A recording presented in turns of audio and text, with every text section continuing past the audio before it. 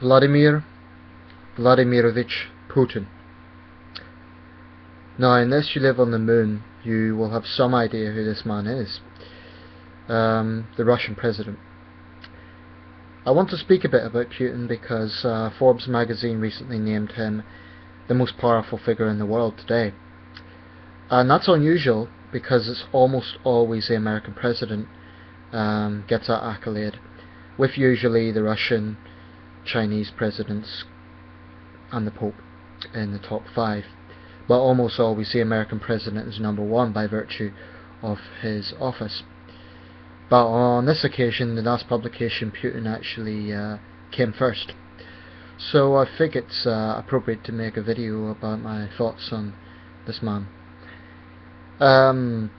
Putin's dominated Russian politics for a very long time, since basically the very end of 1999. Yeltsin, I believe, resigned on New Year's Eve 1999, which was a major story. Yeltsin was seen as, in many ways, presiding over a chaotic Russia with economic stagnation, rampant crime levels, and he was seen as a bit of a buffoon, frankly. Putin, on the other hand, sort of gave the image of a straight man, a very serious individual, a very focused individual. And many who have described meeting Putin have described someone who has the look of a killer, quite honestly, a sort of Iceman. He seems almost emotionless. It's undeniable that Vladimir Putin is a very, very significant political figure, and he is not someone who will be easily forgotten when he leaves office.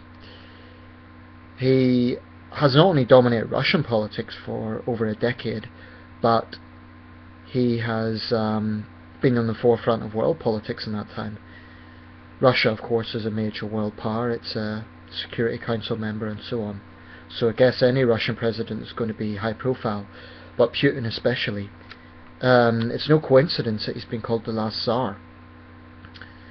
Now, just a quick explanation for those who don't follow closely.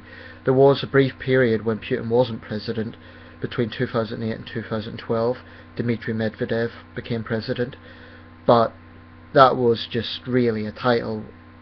Many people believe that Putin was the real power in that tandem relationship. The closest we have in Britain would probably be the Blair-Brown situation, but it's not quite comparable, because in Russia, president is the head of state, prime minister is under the president, so they've done this sort of tandem act. Medvedev was a little bit more moderate in a lot of his stances than Putin. Medvedev himself was quite an interesting figure. He was the youngest Russian president ever, but basically they've done this tandem act.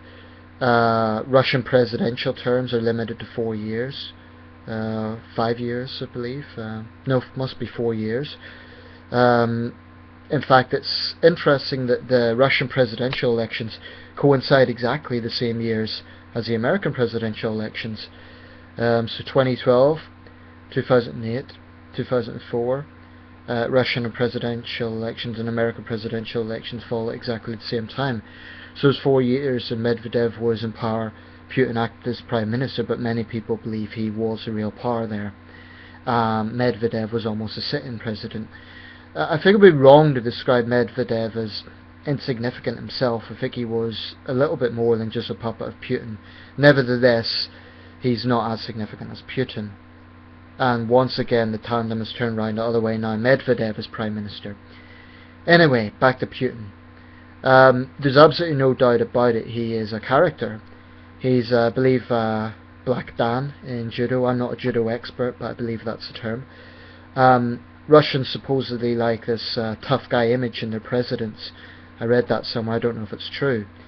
But Putin certainly likes to portray the alpha male image. He's often been seen on horseback topless. He always portrays this alpha male image. And he certainly looks like he'd be a physically tough guy, especially for someone of his age. He's 61 now. He looks good for his years. He's also incredibly wealthy. He's often considered to be one of the world's wealthiest politicians. I don't think anyone knows exactly how much his net worth is, but he is certainly very wealthy. So a very, very powerful man. Arguably, his popularity has declined in recent years. Certainly there was significant protests in 2012, 2013, and there was that notorious incident where he was booed at a MMA event. A lot of people said it was just the opposition fighter being booed, but I'm not sure about that. So there was definitely a period where his popularity was seriously questioned. But nevertheless, Putin enjoys popularity that almost no democratic leader in the West enjoys, with the possible exception of Angela Merkel in Germany. But there is something of a personality cult around Putin.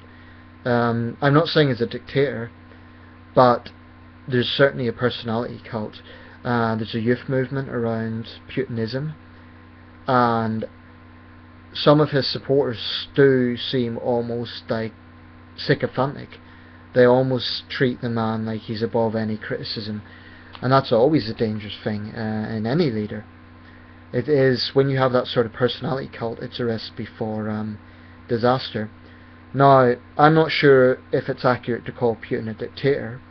He has stood an election. Whether those elections are free and fair is another question. It's debatable. I have to say something before I continue. If it's a choice between Putin and the communists, I'd choose Putin, even though I'm not Russian. And I'm no fan of Putin particularly, but communism is absolutely what Russia does not need. I believe communism is a plague on humanity. It's not what Russia needs. But Putin is a man who understands his country inside out. He's a former FSB agent. He is not shy to show patriotism. A lot of world leaders are somewhat shy to actually show patriotism for fear of being seen as too jingoistic or whatever. Here in Britain, I think Cameron has been quite a patriotic Prime Minister in terms of his image abroad, and I do give him credit for that. Putin likewise has been a lot more so, has been something of a Russian nationalist.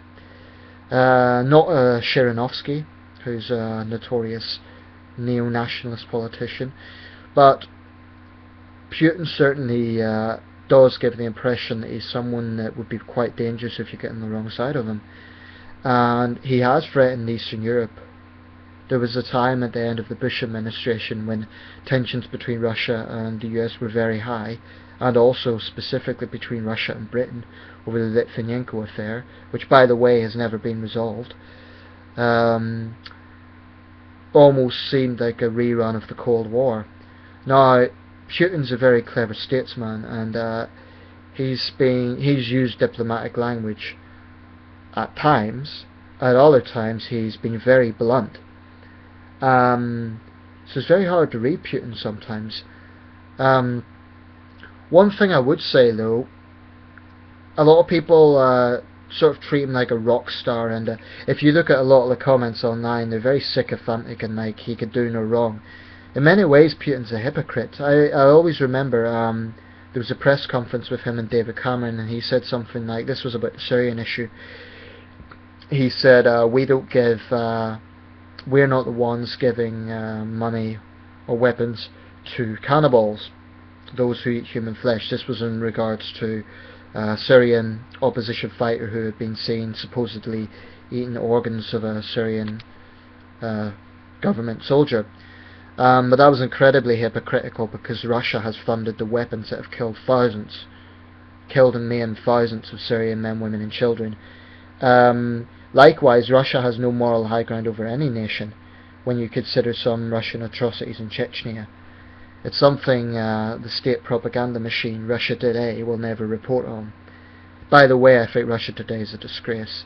I've mentioned that in other videos, so I don't want to talk about it too much in this video, but I do think they're far too close to Putin and Putinism.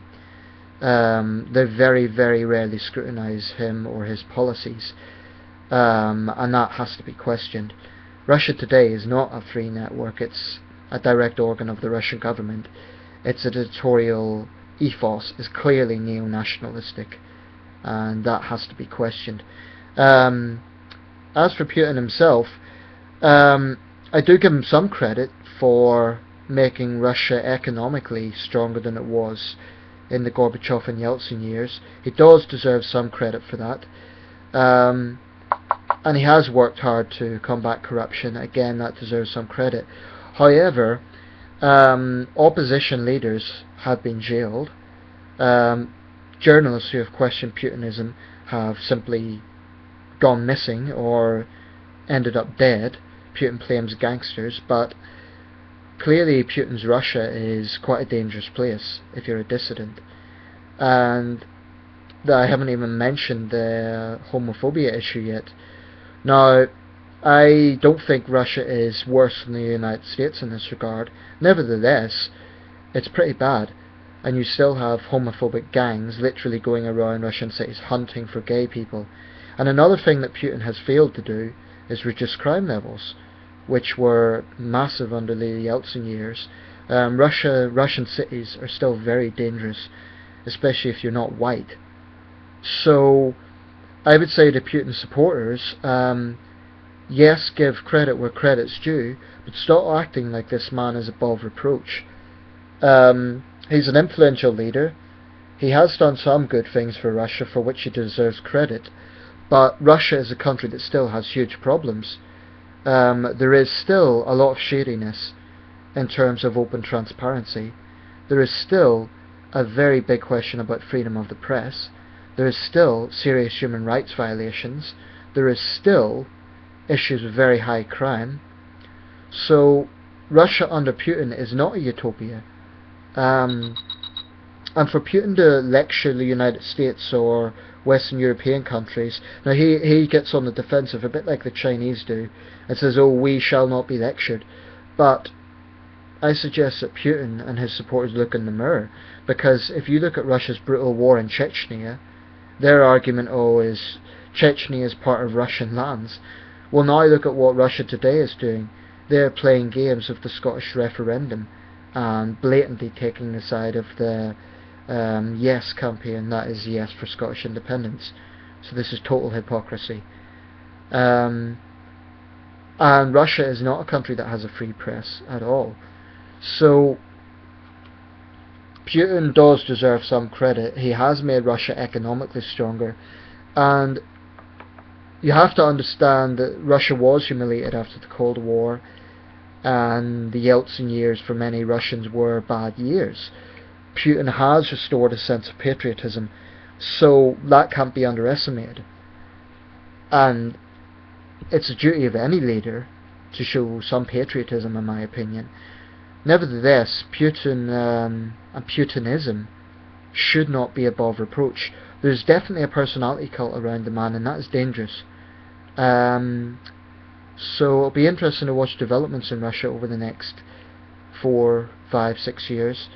I believe Putin's term will end in 2018, by which time he will have surpassed Brezhnev, if you include the 4 years Medvedev was president, as the longest serving Russian leader since Stalin. But Putin is possibly the most powerful man of my lifetime, at least in recent years.